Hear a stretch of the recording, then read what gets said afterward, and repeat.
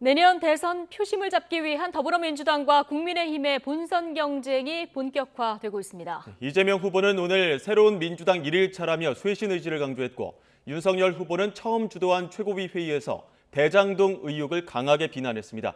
취재기자 연결합니다. 김승환 기자. 네, 국회입니다. 네, 자, 당의 전권을 위임받은 민주당 이재명 후보 오늘 아침 선거대책위원회를 직접 주재했죠.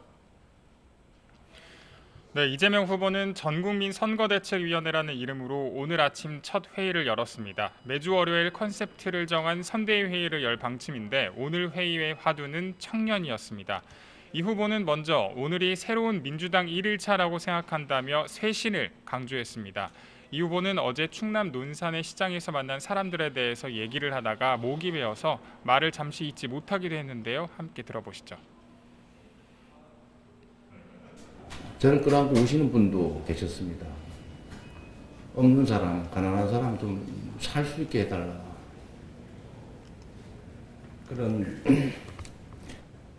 그런 분들의 그 눈물을 제가 정말로 가슴으로 받아 안고 살아가고 있는지 그런 생각이 들었습니다. 이 후보는 오늘 회의에서 대장동 의혹과 관련한 지적에 대해서 본인이 책임이 없다고 말하는 것 자체가 잘못임을 인정한다면서 그 자체도 본인 책임이라고 고개를 숙였습니다. 이재명 후보가 SNS를 통해서 조속히 쇄신 방안을 만들어 집행하겠다는 의지를 내보인 만큼 기존의 당 중심 메모드급 선대위에서 탈피해 기민한 대응이 가능하도록 틀을 바꾸는 것뿐 아니라 외연을 확장하는 형태로 선대위를 꾸릴 것으로 예상되는데 오늘 오후 당사 브리핑룸에서 이와 관련된 질의응답이 이어질 예정입니다.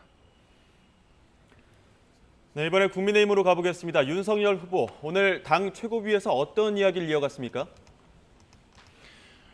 네, 윤석열 후보가 회의에 참석한 것은 오늘이 두 번째인데요. 회의를 주도한 건 처음입니다. 윤 후보는 서거 6주기인 김영삼 전 대통령의 말을 빗대면서 이재명 후보가 연루된 대장동 의혹을 다시 한번 비판했습니다. 함께 들어보시죠.